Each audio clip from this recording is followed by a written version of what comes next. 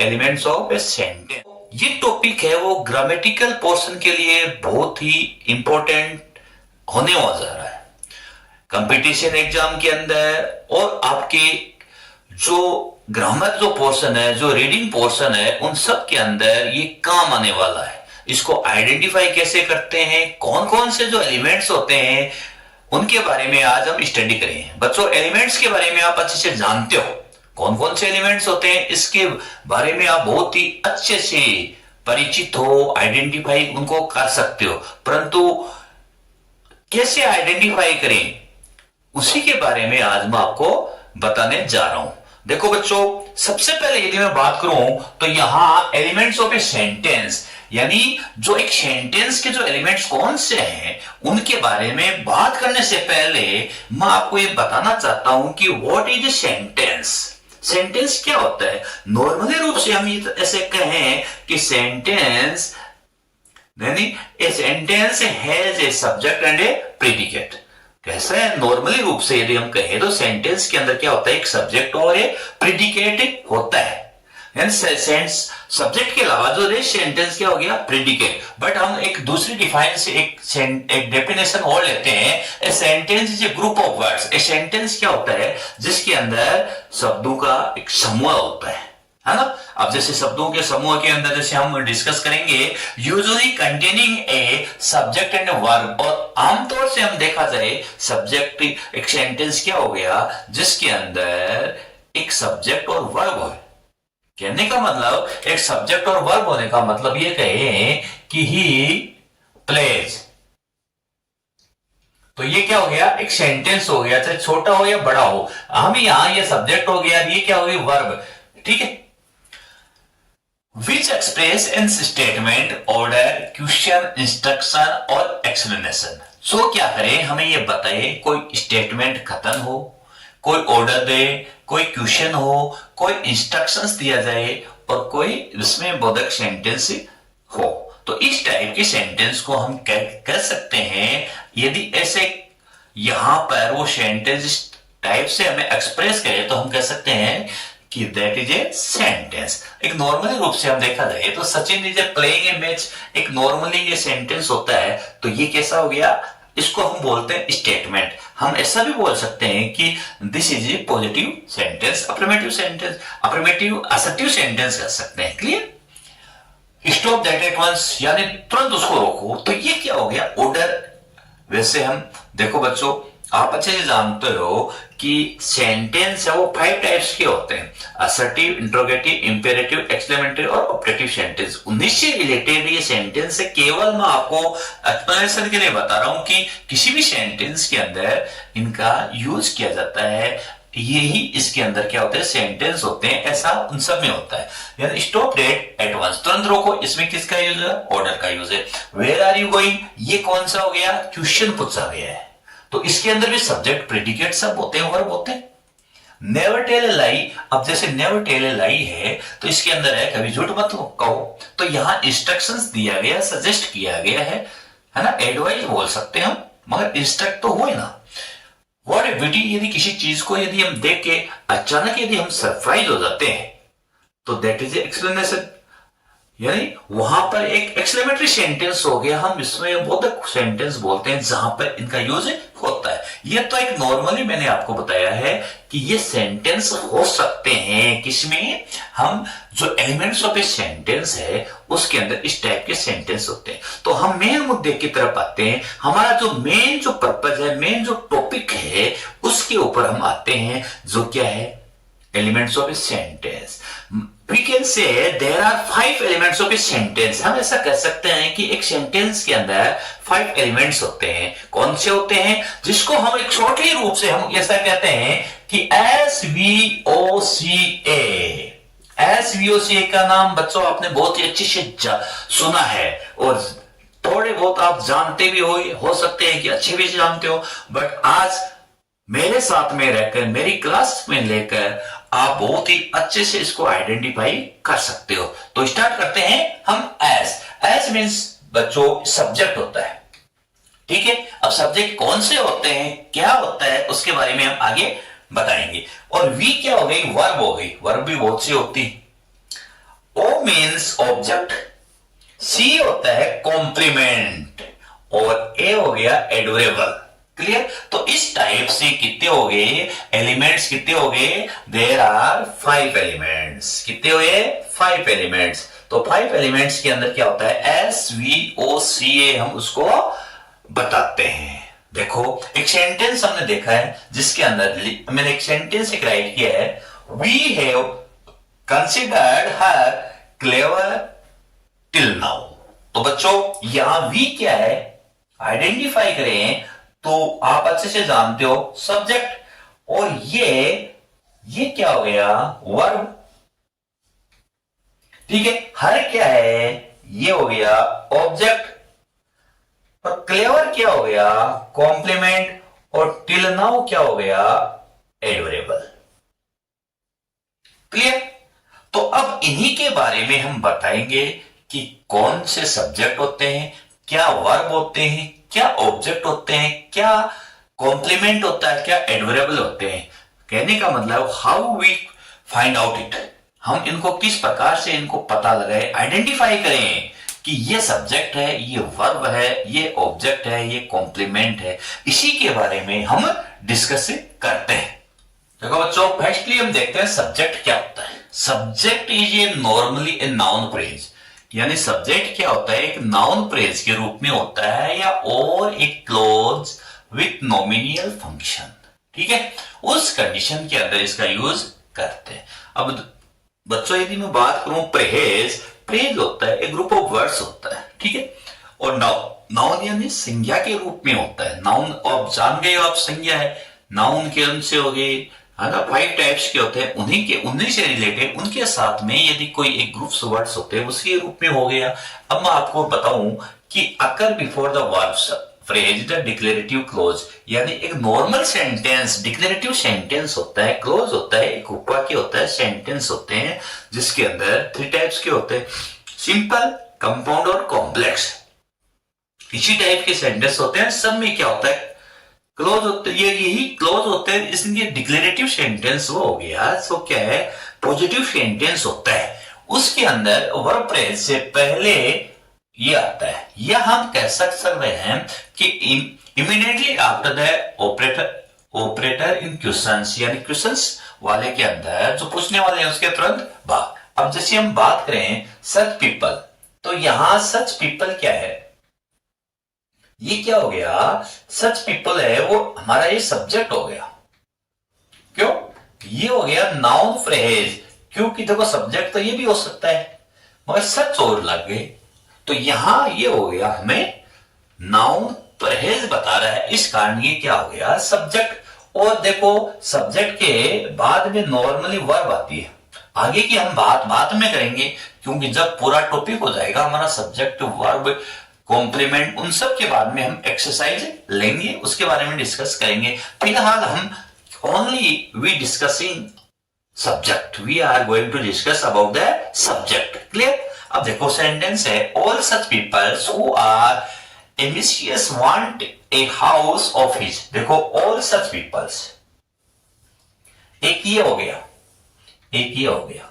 यहां में डेफिनेशन से रिलेटेड, जो हमारी जो डेफिनेशन है उसी से रिलेटेड है, हमने सेंटेंस है वो राइट की है। तो ये सच, ऑल सच पीपल्स, ये क्या हो गया? सब्जेक्ट।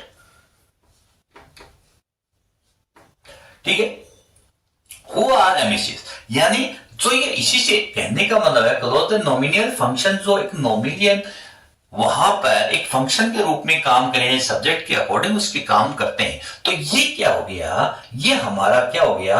अब देखो ये क्लोज हो गया, ये कैसे हुआ? कि हु से कनेक्ट है, समझ गए ना? ये हुआ, और आगे यहां ये आ गई वर्ब। वैसे तो आर भी यहां है उसके बारे में, बट ये क्या है कि हु के साथ में है, तो हु है, हम कह सकते हैं रिलेटिव क्लोज है। ये क्या है? एक रिलेटिव है, वो क्लोज है। तो इसको हम ये बताएंगे क्लोज विथ नॉमिनियल फंक्शन के रूप में ये काम कर रहा है, तो इसलिए हम इसको ये कहेंगे। और ये क्या हो गई? हमारी वर्ब। ठीक है ना। तो यहां ये हो गया हमारा क्लोज, जैसे क्लोज को पूछा नहीं जाता है एसवीओसी में, बट उसको देखो किसी भी सेंटेंस के अंदर आपको सब्जेक्ट वर्ब इनको फाइंड आउट करें तो हम इसको क्या कर देते हैं, फिर वर्ब का यूज कर देते हैं। इसलिए मैंने आपको बताया ये क्लोज विथ नॉमिनल फंक्शन में इस टाइप से कोई क्वेश्चन है, कोई रिलेटिव प्रोनाउन से ऐड होता है तो उसको हम सब्जेक्ट नहीं लिख सकते, उसको वर्ब नहीं लिख सकते। क्लियर। आगे हम देखते हैं कि जो वर्ब क्या होती है उसके बारे में और देखते हैं। देखो वर्ब की बात करें तो verb is mainly a finite verb phrase. देखो बच्चों, फाइनाइट वर्ब का मतलब है अकॉर्डिंग टू टेंस के अकॉर्डिंग, यदि टेंस के अकॉर्डिंग स्ट्रक्चर यदि वर्ब का यूज होता है वही होती है वर्ब। ठीक है। यदि मैं बात करूं टेंस के यानी फाइनाइट वर्ब की बात करूं तो एक वर्ब फ्रेज हो गया कि यदि जैसे मान लो कि प्ले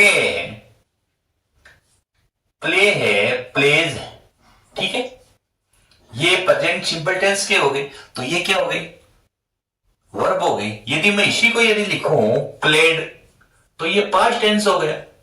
और यदि मैं यहां लिखूं कि देखो बच्चों कि यहां पर वर्ब फ्रेज की बात करूं तो ऐसे लिख दूं मैं इज प्लेइंग, तो ये क्या हो गई वर्ब फ्रेज। ये दोनों वर्ब है, एक जिसको हम बोल सकते हैं हेल्पिंग वर्ब या मेन वर्ब, बट दोनों ही वर्ब है आती है। ऐसा नहीं है कि एक हम यहां पे एक हेल्पिंग वर्ब और एक मेन वर्ब मेंशन नहीं कर सकते। यदि मैं यहां कहूं कि हैज या हैव प्लस V3 आ जाए तो वो भी क्या हो गई, वर्ब हो गई। जैसे हैज इटन, ये क्या हो गई, वर्ब फ्रेज। ये क्या हो गई, हमारी वर्ब फ्रेज। यदि मैं कहूं कि हैड बीन कुकिंग तो ये भी क्या हो गई, वर्ब फ्रेज हो गई।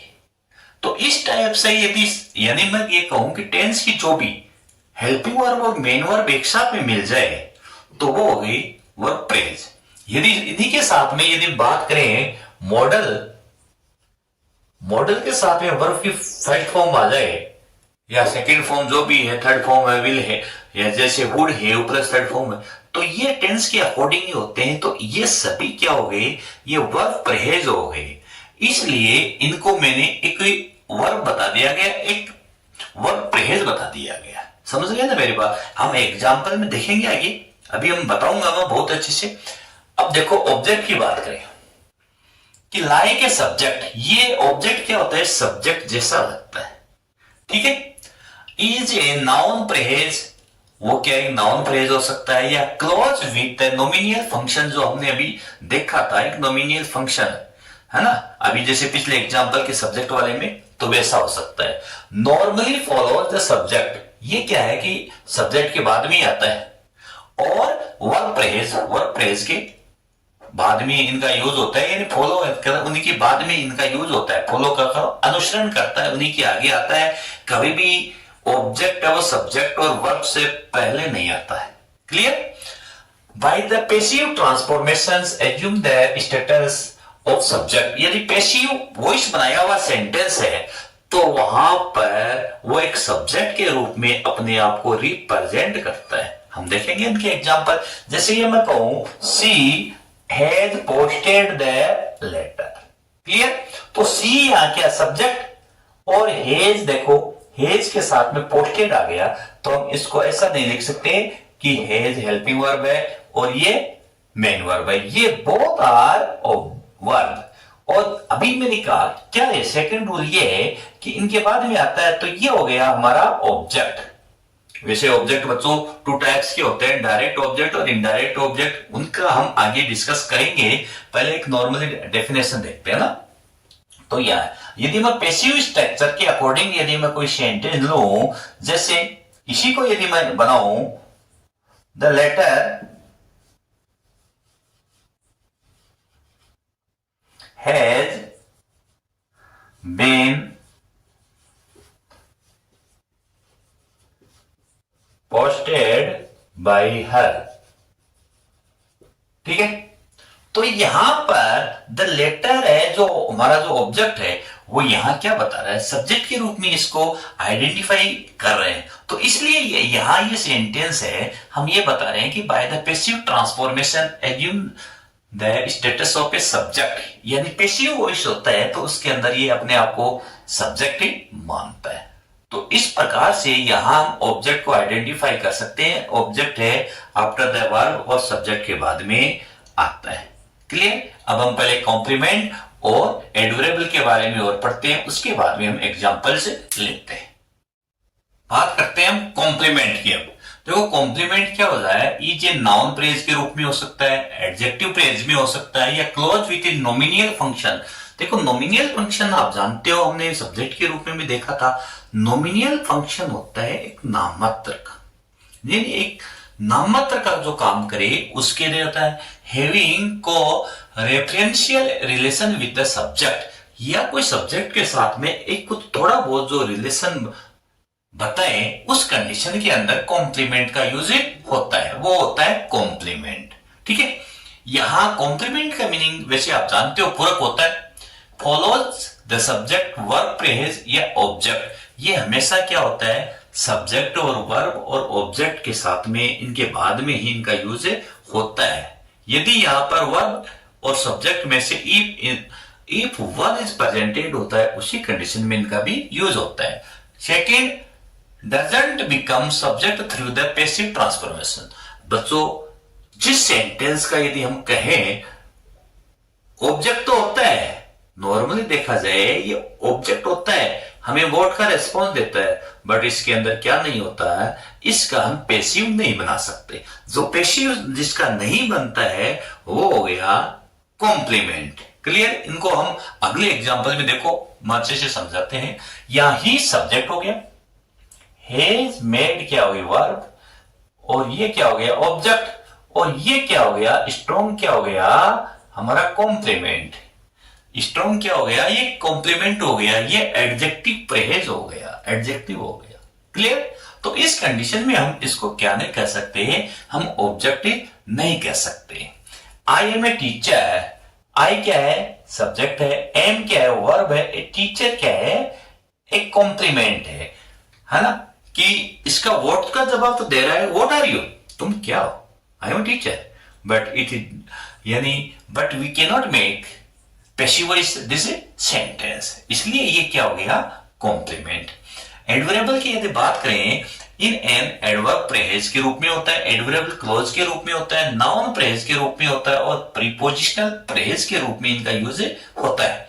देखो नॉर्मली देखा जाए तो ये क्या है कि usually he is free on Sunday. यदि मैं यहां पे बात कर रहा हूं कि यूजुअली का मतलब आमतौर होता है, ये बिफोर द सब्जेक्ट के रूप में हुआ है, जरूरी नहीं है, ये कहीं पर भी आ सकता है बिफोर द सब्जेक्ट। ये क्या हो गया एडवर्बियल है, ये सब्जेक्ट है इस सेंटेंस का, इससे पहले भी इसका यूज हो सकता है। अब देखो ही ऑफन स्टडीज, यहां देखो बच्चों ओपन आया है, तो स्टडीज क्या है वर्ब है, ये क्या है वर्ब है, ये है सब्जेक्ट। तो यहां कहने का मतलब है ये हम कह सकते हैं वर्ब से पहले आ सकता है, बिफोर वर्ब। क्या आ गया एडवर्बियल, हुआ या नहीं, ये वर्ब है, इससे पहले इसका यूज हो सकता है, कहीं जरूरी नहीं है कि हम ऐसा सोचें कि लास्ट के अंदर ही आए। तो इसी कारण से मैं थोड़ा सा आपको डिफाइन कर रहा हूं डिटेल से। दे कम हेयर एवरी ईयर्स, ये क्या हो गया हमारा एवरी ईयर्स हो गया एडवर्बियल प्रेज, ये को हमारा क्या हो गया एडवर्बियल प्रेज के रूप में इसका यूज किया गया है। एवरी ईयर्स ये हो गया एडवर्बियल प्रेज। तो इस टाइप से मैंने सबसे पहले आपको क्या किया है, थोड़ा सा इसको डिफाइन किया है कि हम थोड़ा सा यदि हमें इनकी डेफिनेशन है, थोड़े से इनके रूल और रेगुलेशंस यदि हमारे माइंड के अंदर होते हैं, तो हम जब इनकी एक्सरसाइज अब हम करेंगे तो आराम से आपको इजी वे से अंदर समझ में आ जाएगा। चलो अब हम सभी जो हमारा एलिमेंट्स ऑफ ए सेंटेंस है उसकी एक्सरसाइज देखते हैं। अब देखो बच्चों, हम इस जो सेंटेंस है उनको देखते हैं SVOCA से रिलेटेड। ठीक है, ये हमारा टॉपिक चल रहा है, इसी के बारे में हमने कुछ सेंटेंस लिखे हैं, इनसे हम एक्सप्लेन करके बताता हूं कि कैसे हम फाइंड आउट करें SVOC है। देखो फर्स्ट सेंटेंस हमने लिखा है कि ऑल ऑफ देम या have told the truth, 3 words है यहां। ये ऑल ऑफ देम ये क्या है, एक की नाउन फ्रेज है, ठीक है ना। यहां ये नाउन फ्रेज स्टार्ट के अंदर आता है if the sentence is assertive या डिक्लेरेटिव सेंटेंस। यदि डिक्लेरेटिव सेंटेंस आता है उसके अंदर सब्जेक्ट हमेशा फर्स्ट आता है। क्लियर, नंबर 1 बात। दूसरा ये नाउन फ्रेज है ऑल ऑफ देम, यहां देम ऑब्जेक्ट नहीं है बच्चों, ऑल ऑफ देम उन साथ में है तो ये हो गया सब्जेक्ट। हैव के साथ में ये थर्ड फॉर्म आ गई तो दोनों क्या हो गई, ये हो गई वर्ब। ऑल द ट्रूथ ये क्या है, ये हो गया हमारा ऑब्जेक्ट। वर्ब के बाद में क्या आता है, ऑब्जेक्ट आता है। बच्चों मैं आपको यदि नॉर्मली रूप से ये आइडेंटिफाई करूं तो विच वर्ड रेस्पॉन्स व्हाट, जो वर्ड व्हाट का रिस्पॉन्स दे, किसका, जो व्हाट या होम, जो व्हाट या होम का response they that is A object. Clear, जो व्हाट और होम का अभी तक तो मैंने आपको रोल बताए, अब मैं बेसिकली मेरी बात पे आता हूं कि जो व्हाट और होम का रिस्पॉन्स देता है दैट इज ए ऑब्जेक्ट। यहां पे द ट्रूथ है वो आपको ऑब्जेक्ट का क्वेश्चन है वो बनेगा। सेकेंड यदि क्वेश्चन एग्जाम्पल की बात करूं, I want A glass of water, तो आई क्या है, सब्जेक्ट है। वॉन्ट क्या है, ये वर्ब है। एक ग्लास ऑफ वाटर ये क्या है, एक नाउन प्रेज के रूप में है, ठीक है। इसी को बोलते हैं प्रेज, इसीलिए तो लगाया है कि ग्रुप ऑफ वर्ड्स आता है, एक शब्दों का समूह है एक साथ में, तो उसको हमने बोल दिया नाउन ऑफ प्रेज, बट हम यहां लिखेंगे ऑब्जेक्ट। ये किसका जवाब दे दिया, व्हाट का जवाब दे दिया। जैसे जैसे व्हाट डू यू वांट, तुम क्या चाहते हो, a glass of water according to sentence, तो इस कारण से ये क्या हो गया, ऑब्जेक्ट। क्लियर। थर्ड देखते हैं, they have put it on the table. Clear, they यहां पे क्या है, सब्जेक्ट है। हैव पुट ये हो गया वर्ब, पुट की तीनों फॉर्म पुट पुट पुट होती है, ठीक। और यहां ऑन द टेबल है ना, ये क्या है, ये हमारे एडवर्बल हो गए। कहां पे रखा, टेबल के ऊपर। तो ये जो देखो एडवर्बल की यदि मैं बात करूं तो उसके अंदर देखो बच्चों, टाइम एडवर्ब, प्लेस एडवर्ब है ना, मैनर एडवर्ब, जो एडवर्ब होती है उनसे रिलेटेड यदि कोई सेंटेंस आए, we can say which word response when, how many, how long, इनका यदि वो जवाब दे तो उस कंडीशन में हम कह सकते हैं कि in this sentence there is a used adverbial. Clear, ये यहां एडवर्बल हो गई। वी नो इन एडवांस, यहां देखो वी क्या है, सब्जेक्ट है, नो क्या है, वर्ब है। अब एडवांस, एडवांस क्या हो गया, एक एडवर्बल फ्रेज के रूप में हो गया इन एडवांस, है ना। वी नो इन एडवांस, हम एडवांस में जानना चाहते हैं, पहले से जानना चाहते हैं, तो यहां ये क्या है, ऑब्जेक्ट नहीं हो सकता। We can not make passive. Clear, यहां पे ये क्या हो गया, ये कॉम्प्लीमेंट हो गया। Why are you late today, अब देखो आर क्या है, यहां वर्ब है, यू क्या है, सब्जेक्ट है। बट इंटेरोगेटिव सेंटेंस के अंदर ऐसा नहीं हो सकता कि स्टार्ट के अंदर सब्जेक्ट है। लेट क्या है, और ये टुडे, अब टुडे तो आपको पता है कि टाइम एडवर्ब है, इसलिए इसको हमने क्या लिख दिया, एडवर्ब। और ये हो गया हमारा कॉम्प्लीमेंट। कॉम्प्लीमेंट यदि देखो इसके साथ में ये वर्ब नहीं हो सकती, क्यों नहीं हो सकती, क्योंकि यदि आर से रिलेटेड होता है तो डेफिनेटली क्या आता, इसके साथ में वर्ब की फर्स्ट फॉर्म के साथ में आएंगे। लेट का मतलब होता है देरी होता है ना, लेट का मतलब क्या हो गया, ये देरी हो गया। तो इस कारण से ये क्या है, कॉम्प्लीमेंट है। दे मेड मी कैप्टन, देखो दे सब्जेक्ट है, मेड क्या है, वर्ब है, और मी क्या है, ये ऑब्जेक्ट। ये देखो बच्चों होम का जवाब देगा, है ना। और ये क्या है, कॉम्प्लीमेंट है। कैसे, मैं बताता हूं। देखो यदि इससे क्वेश्चन बनाए कि what did they make captain me, यहां यदि देखो इससे व्हाट डिड मेक मी, वो उन्होंने मुझे क्या बनाया, कैप्टन बनाया। मगर कैप्टन ये व्हाट का जवाब तो दे रहा है, बट इसका हम पैसिव नहीं बन सकता, है ना। और यहां ये किसका जवाब दिया, देखो होम, यानी इसका ये क्या बनेगा कि home did they make captain, है ना। किसको बनाया, मुझे। तो ये जिसको मैंने अभी ये क्या बताया कि जो व्हाट और होम का रेस्पॉन्स है दैट इज ऑब्जेक्ट, और ये कॉम्प्लीमेंट होता है। और ये आपको बता रहे हैं ये कॉम्प्लीमेंट इसलिए हो गया, ये सब्जेक्ट को फॉलोज करता है, समझ गए ना। दे मेड मी कैप्टन, उन्होंने मुझे कैप्टन बनाया, है ना।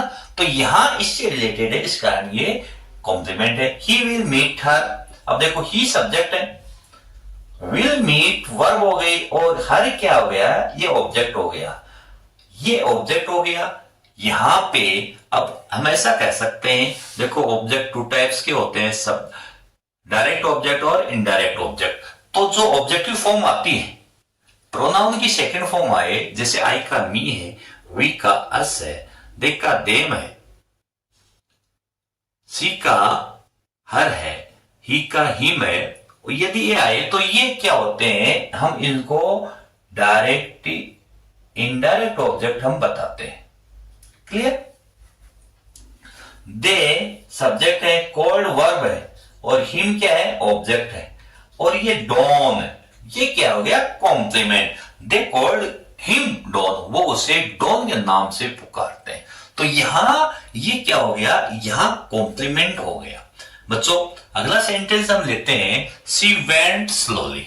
अब देखो वह धीरे चलती है, तो सी क्या हो गया, सब्जेक्ट, वेंट क्या हो गई, वर्ब, और स्लोली क्या हो गई, धीरे। ये किसको बता रहा है, मैनर एडवर्ब, तो मैनर को बता रहा है, वो कैसे चलती है, तो वो मैनर एडवर्ब होगी, तो इसलिए इसको एडवर्बल कहा है। द मून क्या है, सब्जेक्ट है, साइंस क्या है, वर्ब है, और नाइट क्या है, भाई चंद्रमा कब चमकता है, रात को। तो ये किसका रेस्पॉन्स दिया, वैन को, तो यहां ये एडवर्बल हो गई बच्चों। वी सब्जेक्ट है, लाइक क्या है, वर्ब है, ऑरेंज क्या है, ये ऑब्जेक्ट है, वर्ब के तुरंत बाद में आ गया, ये ऑब्जेक्ट है। वी में आल्सो दिस सेंटेंस है पैसिव बना सकते हैं, जैसे orange are liked by us, हो गया। ऑब्जेक्ट वही होते हैं जिनका हम कह सकते हैं कि पैसिव बनाया जा सकता है, ठीक है। ऑब्जेक्ट होगा, यानी हम जैसे पैसिव बनाते हैं, तो आप अच्छे से जानते हो कि which sentence has an object we change into in passive. जिस सेंटेंस के अंदर यदि ऑब्जेक्ट होता है तो हम पैसिव में चेंज कर सकते हैं, और जिस सेंटेंस के अंदर ऑब्जेक्ट नहीं होता है, which word response the word and we can not make a passive, that is a complement. Clear. That book is interesting, देखो दैट बुक सब्जेक्ट है, ये नाउन फ्रेज के रूप में आ गया, इज क्या है, वर्ब है, ठीक है। इंटरेस्टिंग आप क्या कहोगे, रुचिकर है, वह पुस्तक रुचिकर है, तो रुचिकर is adjective, interesting is adjective, last के अंदर जेरेंड हो गया, समझ गए। यहां ये इज होता तो द बुक इज इंटरेस्टिंग है, रुचिकर है, यहां पर पूरा मीनिंग नहीं निकला, we can say this is a complement. यहां इंटरेस्टिंग क्या हो गया, कॉम्प्लीमेंट हो गया। यहां ऐसा नहीं है, टेंस के अकॉर्डिंग तो है, हम कह सकते हैं आईएनजी लगा हुआ है, मगर इंटरेस्टिंग क्या हो गया, ये वर्ब नहीं है, यहां ये एडवर्बल हो गया।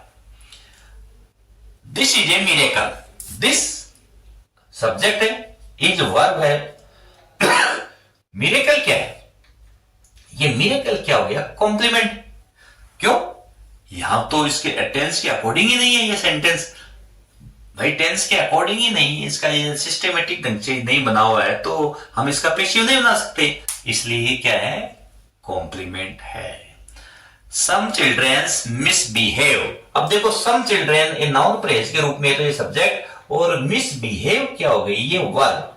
तो यहां इस प्रकार से हम इसको आइडेंटिफाई कर सकते हैं। तो बच्चों आज के इस वीडियो के अंदर, आज की हमारी क्लास के अंदर हमने स्टडी की है SVOCA। इसके अंदर पहले मैंने डिफाइन किया है पांचों को, जो हमारे एलिमेंट्स ऑफ ए सेंटेंस है, उसके बाद में मैंने आपको एग्जांपल्स के रूप में इनको बहुत ही यानी अच्छे से डिटेल से इनको आपको एक्सप्लेन किया है कि कुछ शॉर्टे सेंटेंस भी लिए हैं, कुछ कंबाइंड सेंटेंस भी लिए हैं, जहां पे क्या है SVOCA कंप्लीट भी है। तो इस प्रकार से हम क्या कर सकते हैं, एलिमेंट्स ऑफ ए सेंटेंस को फाइंड आउट कर सकते हैं। एग्जाम के किसी भी एग्जाम के अंदर आए तो हम इसी टाइप से हम क्या कर सकते हैं, उनको फाइंड आउट कर सकते हैं। इसमें किसी प्रकार की ऐसा कोई डाउट, मैं ऐसा नहीं लगता कि आपको किसी प्रकार का डाउट हो कि आपको समझ में ना आया हो। इसी टाइप से हमें जब कभी भी एग्जाम के अंदर आए तो हमें उनको फाइंड आउट करना है। तो ओके बच्चों, आज की क्लास के अंदर इतना ही, और बच्चों मिलते हैं अगले नेक्स्ट क्लास के अंदर।